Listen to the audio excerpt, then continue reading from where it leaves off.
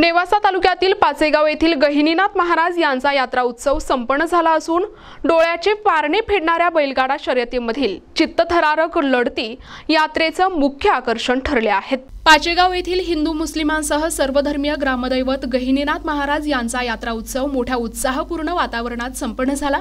या ठिकाणी गहिनीनाथ महाराजांचे अतिशय जागृत देवस्थान असल्याची श्रद्धा भाविकांमध्ये असल्यामुळे यात्रेनिमित्त महाराष्ट्रातून हजारो भाविक गहिनीनाथ महाराजांच्या समाधीच्या दर्शनासाठी येत असतात। त्यामुळे यात्रेनिमित्त यात्रा कमिटी आणि ग्रामस्थांकडून विविध धार्मिक तसेच मनोरंजनाचे कार्यक्रम आयोजित करण्यात आले होते। यात कावड मिरवणूक, संदल, छबिना, शोभेची दारू तसेच बैलगाडा शर्यत आदी प्रकारच्या कार्यक्रमाने भाविकांचे लक्ष वेधले। या बैलगाडा शर्यतीत शेवटची लढत तिळापूर येथील देवा ग्रुप आणि गेवराई येथील छावा ग्रुप यांच्यामध्ये झाली। यात तिळापूर येथील देवा ग्रुपने बाजी मारली, त्यांना 21,000चे रोख पारितोषिक देण्यात आले। यात्रा उत्सवाची बैलगाडा शर्यतीने सांगता करण्यात आली। हा यात्रा उत्सव यशस्वीरित्या पार पाडण्यासाठी ग्रामस्थांच्या सहकार्याने यात्रा कमिटीसह तरुणांनी मोठे परिश्रम घेतले। आपण पाहतात यात्रा उत्सव नेवासा तालुक्याचा। आपण आज आलो आहोत पाचेगाव या ठिकाणी गहिनीनाथ महाराजांचा यात्रा उत्सव आज अतिशय आनंदात आणि उत्साहपूर्ण वातावरणामध्ये जो बैलगाडा शर्यत आहे यांच्या सांगतेने आज संपन्न झालेला आहे। माझ्यासोबत यात्रा कमिटीचे काही प्रमुख आहेत, सरपंच आहेत। कशा पद्धतीने हा यात्रा उत्सव असतो आणि कसा साजरा केला? आमच्या पाचेगावचं ग्रामदैवत गहिनीनाथ महाराजांची हा दर सालाबादप्रमाणे होणारा यात्रा उत्सव आहे। संदल मिरवणूक आणि कावड मिरवणुकीने या यात्रा उत्सवाची सुरुवात होते। दुसऱ्या दिवशी भव्य जत्रेचं आयोजन असतं।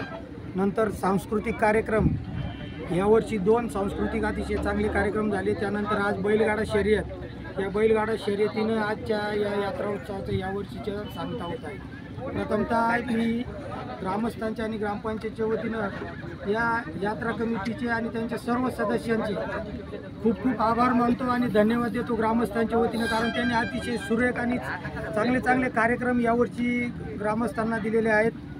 जे 2 म्हणजे संदल मिरवणूक झाली, कावड मिरवणूक झाली, त्यानंतर सांस्कृतिक कार्यक्रम झाले।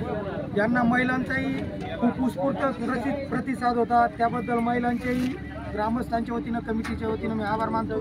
तरुणाईनं खरं तर या आपला आनंद हा द्विगुणित केला, कारण त्यांनी अतिशय शांततेनं आणि कुठल्याही गावाच्या नावाला गालबोट लागेल असं कुठलंही वर्तन आमच्या गावच्या तरुणाईनं केलं नाही आणि त्यामुळं पंचकृषीमध्ये आमच्या गावाचा एक प्रकारचं एक शांततेत यात्रा उत्सव साजरा करणारा गाव असं आमचा एक नावलौकिक या तरुणाईमुळे झालेला आहे। मी या तरुणांच्याही मी यात्रा कमिटीच्या वतीनं, ग्रामपंचायत, ग्रामस्थांच्या वतीनं अतिशय मनपूर्वक त्यांचे आभार मानतो, त्यांना धन्यवाद देतो।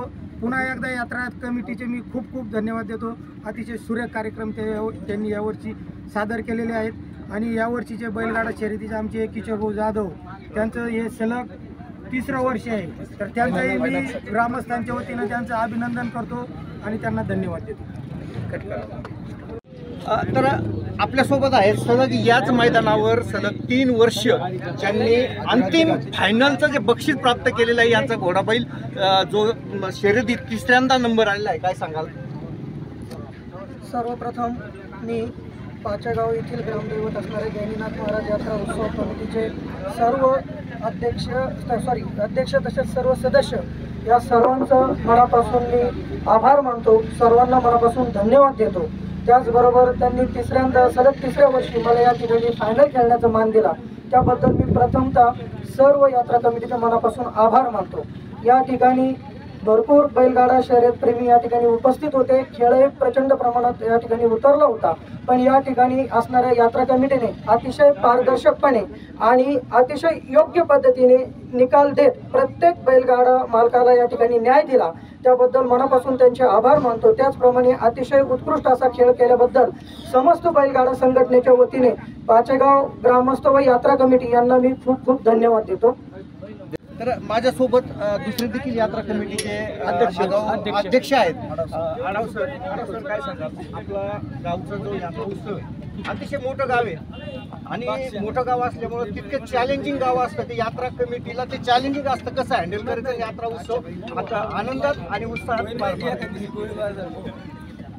चैतन्य गहिनीनाथ महाराजांची यात्रा सालाबाद प्रमाणे भरते। या यात्रेमध्ये सर्व समाजाचे, सर्व धर्माचे, सर्व माणसं आनंदानं हा उत्सव आनंदानं साजरा करतात। या उत्सवामध्ये एक वैशिष्ट्य म्हणजे सर्व समाजाची, सर्व जाती धर्माची माणसं एकत्र येतात आणि कोणत्याही प्रकारचा राग, द्वेष, मत्सर अशा प्रकारची भावना न ठेवता एकमेकाच्या सुखदुःखामध्ये ही माणसं एकत्र येऊन या गावाचं एक वेगळं वैशिष्ट्य इतरांना जाणून देतात।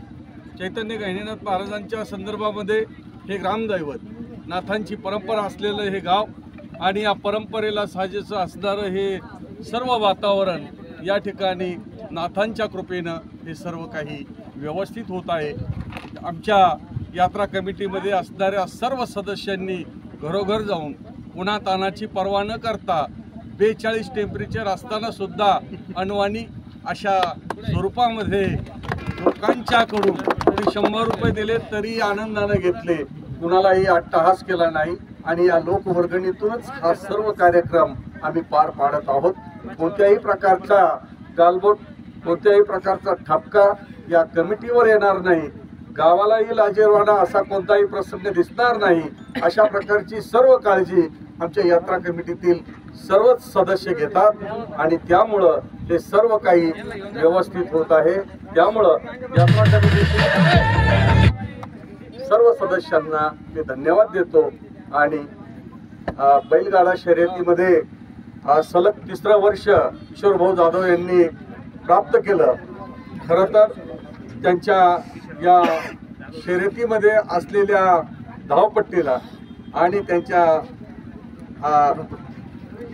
घोडा ग्रुप, देवा ग्रुप, या देवा ग्रुपला मी धन्यवाद देतो आणि त्यांचं अभिनंदन करतो।